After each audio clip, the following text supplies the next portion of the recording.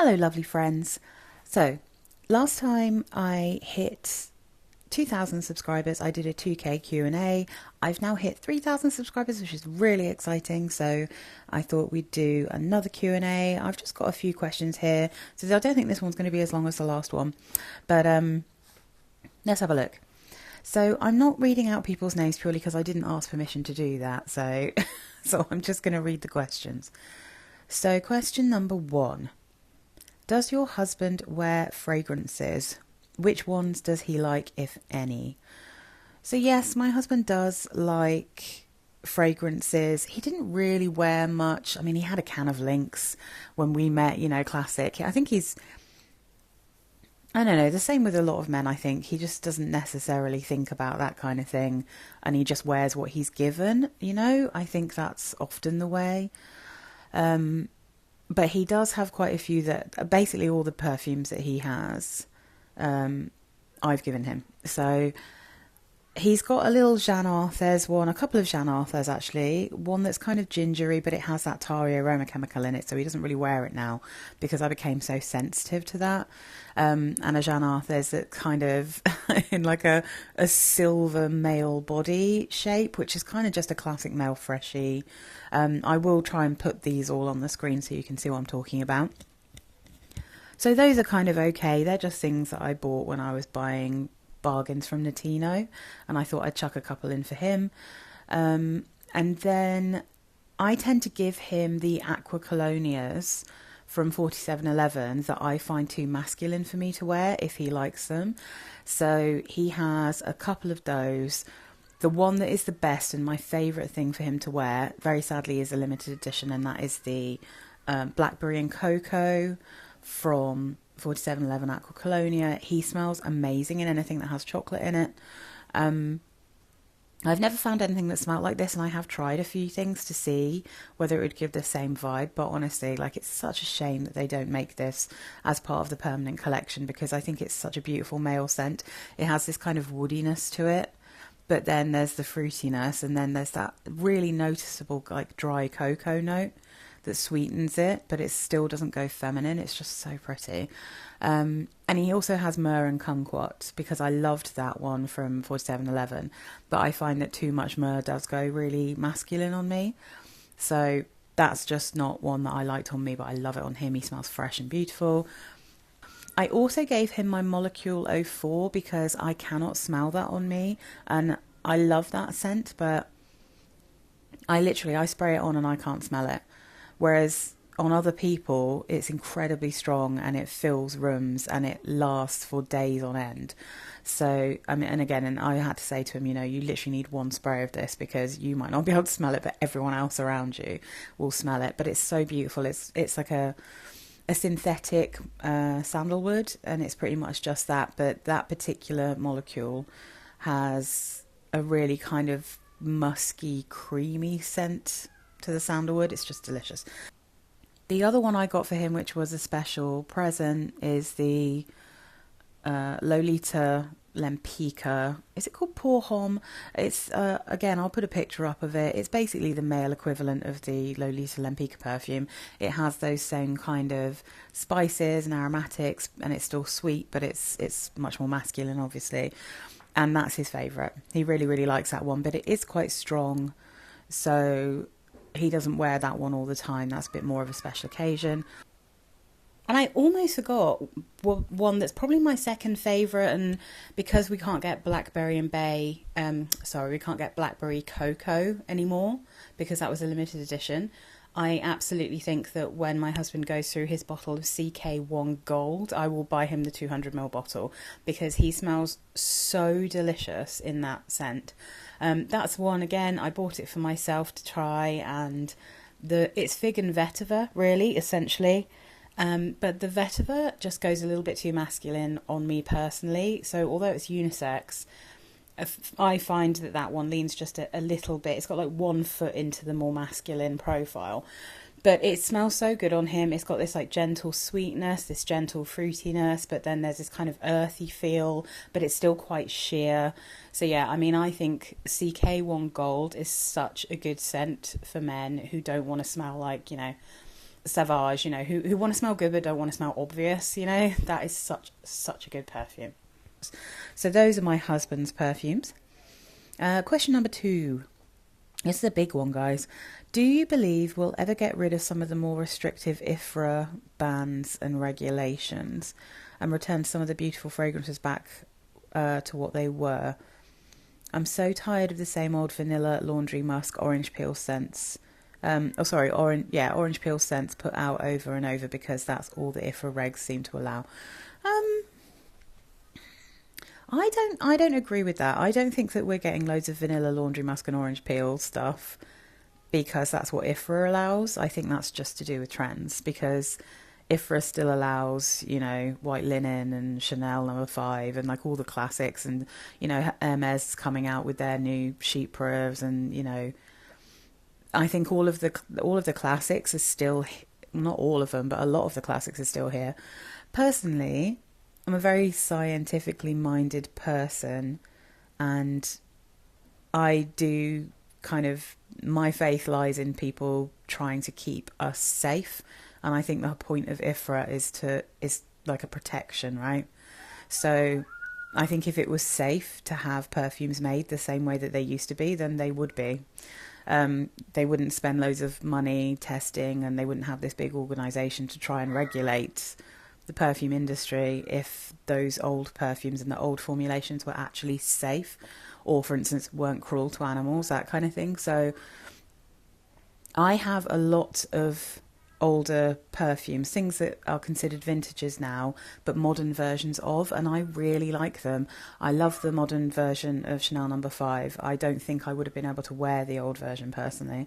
And I love the modern version of like Tocard and Oxygen and Noah, and like some of these things from the 90s and early 2000s, they're vintages now.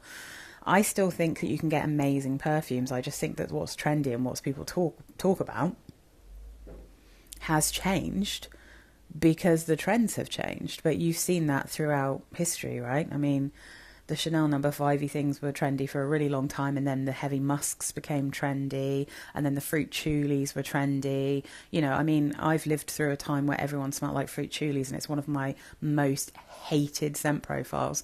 But that has now changed completely to everyone smelling like gourmands. But that won't last either, because it's increasingly trendy to smell like fresh laundry, right? So these kind of irisy and molecule-y perfumes are becoming super trendy. But I mean, it just keeps rolling. It keeps changing. I feel like people are going to get bored. I'm already quite bored of gourmands. I'm sure lots of people, by the time they like saturate the market, people start getting bored. Which is, you know, again, that's why Hermes's latest release was it called like Burana or something like that? That is not a trendy style of perfume, but it's still got quite a lot of hype because people are probably relieved that there's a perfume that comes out that doesn't smell like a cupcake. You know, so yeah, I mean, personally, I support regulating perfumes to keep us safe, and to just protect the environment and protect animals and protect humans. I think that that's good, and I think perfumes have always been led more by trends than regulations. So question number 3. What are some of your favourite websites to purchase fragrances from? I am, generally speaking, a Googler. So I will always do a search on Google. That's my, you know, unfortunately, I haven't found a search engine that's as good as Google, so it has to be Google. And then I just check, I just look for the best prices. Like I'm not, the only reason I'm not even loyal, but the only reason I shop at the same place quite a lot is because they often have the best prices. So if I'm looking for really random stuff, I will look on Direct Cosmetics in the UK. They get a lot of discontinued stuff, a lot of real grey market stuff. I feel like they probably buy up perfumes from shops that have closed down, that kind of thing. So they have sometimes really interesting stock coming in. I use eBay all the time, and Vinted. So, and eBay even more so, because nowadays because I'm trying to save with my husband for a deposit for a house, which if you live in London, we need 15k to just get a 5% deposit on anywhere livable.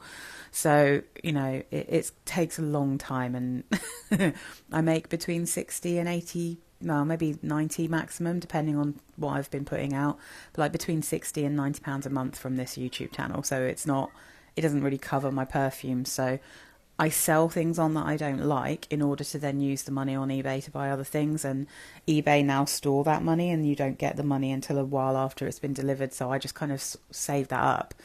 So most of my perfumes nowadays, unless I'm doing like a proper haul, they come from eBay. Sometimes Vinted, but also I used to buy quite a lot from Makeup UK, but they haven't had the best prices or the stock recently, so less from there.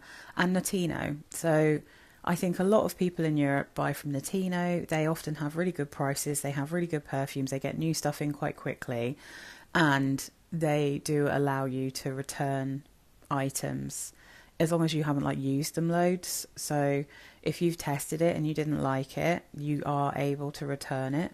And then they will sell it like as a cheaper price, like sell it on in their special offers.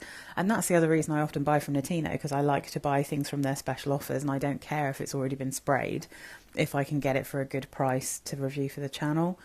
So yeah. As a fellow perfume and fragrance enthusiast who thinks about perfumes in the background all the time, and who doesn't have anyone in real life to share the passion and excitement about perfumery with, how do you meet fragheads in real life, especially when not interested in all the new releases and super pricey brands? I mean, I would say I'm not necessarily the best person to ask about this, because I don't really have any fraghead friends in the UK. Like, the only fellow fragrance person that I've met in real life is the beautiful Danielle from my perfume journal, and she approached me when she was coming over to the UK, and we met up, and I'm quite sure that every time she comes to the UK now, we will meet up and we'll go and smell stuff and we'll chat about things and we'll geek out on perfumes. But generally speaking, I don't have anyone in my life who I talk to so deeply about perfumes, and I think probably that's why I started this channel, because I am so passionate about it, and I do love reviewing things, because I don't know, I just like really honest reviews, and I want in-depth, long-form reviews of things I'm interested in. So I basically just created a channel that was what I wanted to watch. A lot of the people that I talk to about perfumes now, people like Roxy, for instance, who is the wonderful lady who found my channel, subscribed, was supporting me loads. We were chatting in the comments, and then she sent me a couple of times actually, she sent me tons of samples to sniff. She sent me pen sprays. She sent me all kinds of amazing little things. So that is a friendship that has been forged through YouTube. And I think realistically, this is the place for me to meet people who are like this. I guess it's the equivalent of when I was young and the internet was literally just in its infancy, people talking on forums, you know, people had special interest forums where they would just go and chat about, you know, people who really like Shakespeare, people who really like Japanese movies, people who really like art, people who love furniture, you know, all this kind of thing. They had these special interest groups, and people would just chat in chat rooms. And so this is kind of like the modern equivalent of that. And I'm really happy with it. I think this is great. And if it continues and I ever manage to meet anyone in real life, so for instance, like I'd love to meet Claire Smith. Claire is probably the only British YouTuber who has taken any kind of interest in my channel. She likes, I think, my videos. She watches them. She comments on them. We talk quite a lot, and I watch her videos. So we have a kind of online friendship in that respect, and I'd love to meet Claire. I love talking to you guys. It would be amazing if at some point in the future I ever did have the opportunity to meet like some people who I'm chatting with in the comments on my videos. And obviously, if there's anyone, there might be opportunities for me to meet other YouTubers, but you know, if I'm being honest, I'm not interested in going to influencer meetings and launches, that kind of thing. It's just not really me. Um, I don't I don't particularly want to be involved in the influencer side of YouTube. I just want to enjoy my hobby and enjoy perfumes and review them and then chat with people who are interested in what they smell like, and don't really care about trends or fashion or the latest releases and that kind of thing. That's my joy. That's where I live. Yeah, and because I'm not interested in really expensive stuff, and it's fair enough to bring that up in this question. There are a few options for like really cool things in London, like perfume walks and meetups and learning how to make perfumes, that kind of thing. But they do tend to be focused on more expensive stuff, and I quite deliberately avoid that kind of thing because I don't want to fall in love with a bunch of perfumes or even a perfume house that have very expensive perfumes that I have no chance of getting on the grey market, kind of partials or secondhand. It's one thing to enjoy things like diptyque, because I can quite easily get partial bottles of those online and from people who are selling them on. But like really niche houses or like really interesting stuff or really small houses, I'm not going to be able to get that stuff secondhand.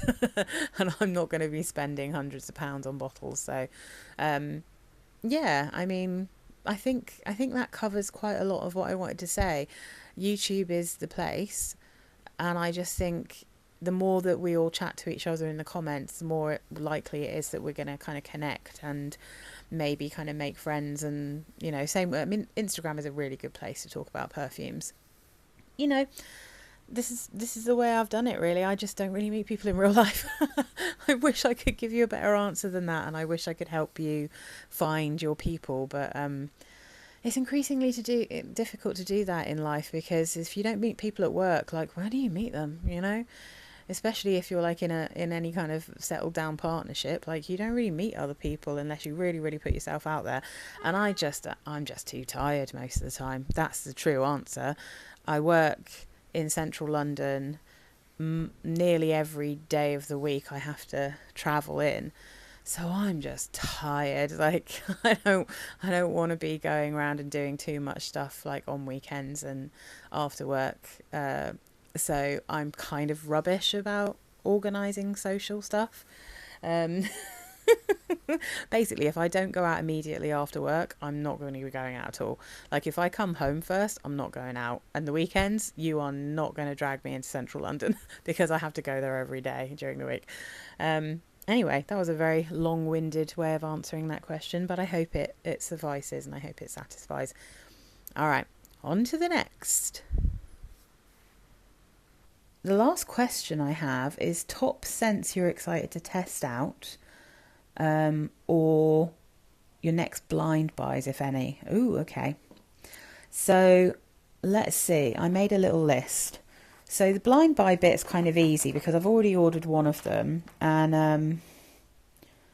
then there's some others that I want to try. So I've already ordered Lolita Lempicka Eau du Désir, which is an old perfume that is discontinued, but you can still find that one relatively easily on eBay. So like I said, I've sold a bunch of stuff, I saved up the money, and I bought that perfume because I have allowed myself to collect Lolita Lempickas, even though obviously I don't try to focus on my channel talking about stuff that's discontinued, but I do like trying to find things that you can get as an alternative.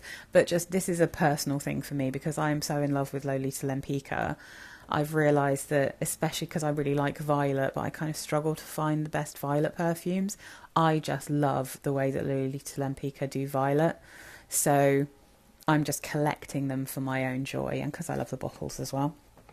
I'm also probably going to blind buy Aegean Bronze from Korres, which is, I feel like it's the Korres take on like Alien Goddess, that kind of vanillic, sunny, beachy smell, which can be a bit risky for me. But I do kind of like the way Corres do things, so I'm really interested to smell it. I think it's actually an eau de parfum, unlike a lot of their other perfumes, which tend to be eau de toilettes. And I'm just waiting for a good price to try that. I might try and get the rollerball of it, even though I hate rollerballs, just in order to be able to test it out to see whether I'd want a full bottle, maybe. But yeah, so I'm really interested in that one. I just think it sounds intriguing. And then there's the layering musks from Jovan, and I refuse to buy these until they're a decent price, because Jovan is normally a super affordable brand, and I don't want to spend like 60 quid buying 3 layering musks that might not be to my taste, because the more modern the aroma chemicals that are getting trendy, like the more they upset me. So they're called Skin I'm In, Make Them Talk, and I Want You to Want Me. So those are designed to be layered with each other and with other things. But yeah, I'd just quite like to see what they smell like. And there's pretty much nowhere I can actually go and smell these things in store. So there probably will be blind buys, but I will wait until there's a really good deal. And for test, so I've been wanting for ages to test Un Bois Vanille from Serge Luton. That is because the lovely Amy from Savor Salvage Scent was talking about that, and I think it's got like so many things I love in it. It's got licorice, which I really like, but it's also got, I think, beeswax, and I was just like, oh my god, for me, like licorice and honey, good grief. So I'd really like to smell that one. I haven't come across it. I have looked for it a few times in stores, in the fancy stores, but I haven't come across Serge Luton yet, so I haven't been to the right store yet, clearly. I went really American then, store. I never say store, I mean shop. So I'm definitely going to get a sample when I can of Ella Ella from Cacharel. That's the new Cacharel perfume. I'm looking at the notes and thinking it's probably not going to be for me, but I do appreciate with Cacharel that they are one of the few brands that only comes out with a perfume every now and again, and quite often they smell really original. Like if you kind of look at their releases over the last few years, they come out with something that doesn't really smell like anything else. I think their last big release, like their pillar fragrance, was Yes I Am. And Yes I Am doesn't smell like anything else I'd smelt before. So, and you know, Amore Amore smelt really original when that came out. And I think they're just quite good at doing quite interesting perfumes. I mean, Noah, for God's sake. Oh yes, I really want Belle d'Amour. I want to smell Belle d'Amour from Fragonard, because that looks like it's got very similar notes to Angelique Noir from Guerlain, which is a perfume that's beautiful but is insanely expensive, like outrageously expensive. So it's like Angelica and vanilla and many other notes, but I keep waiting for it to turn up in Marks and Spencer's, which is where in the UK you can get Fragonard really easily, and it's still not there.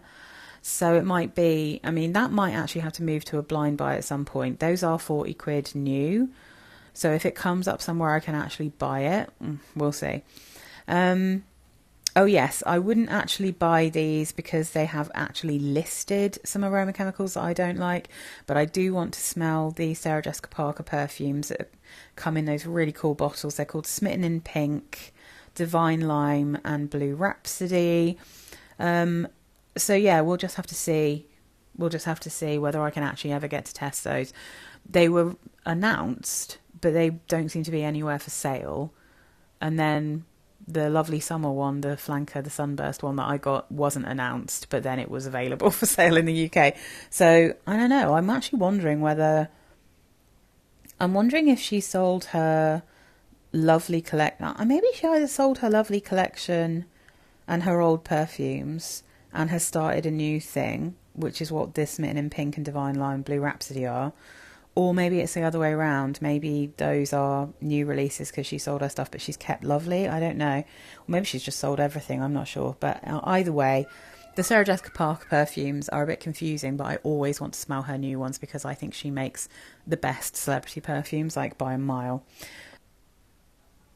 So I think that covers everything. And I've just got to think of whether there's anything that I want to add to this.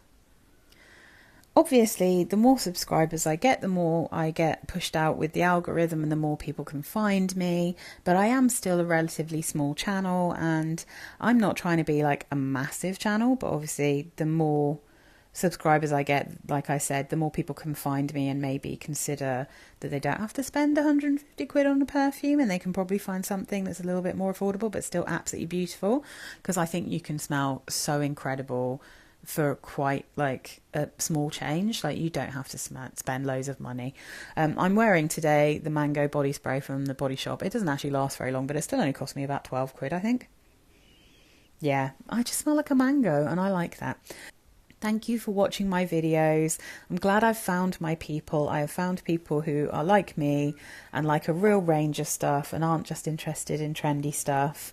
And it's really wonderful and so exciting. I actually can't believe I have 3,000 people who have subscribed to my channel. That's like crazy times.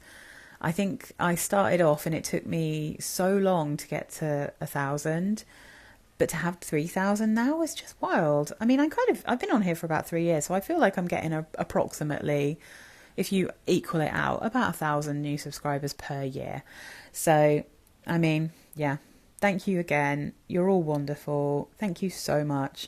I hope that I've managed to find some fun things to put in this video, because otherwise it's just basically, I mean, you know, a little look behind. I've basically just got my iPad on the table, and it's just sort of a weird pattern on my table, and a little bit of my laptop. I might just put that in at the end, just because, yeah, really interesting thing that I'm looking at while I'm while I'm recording this.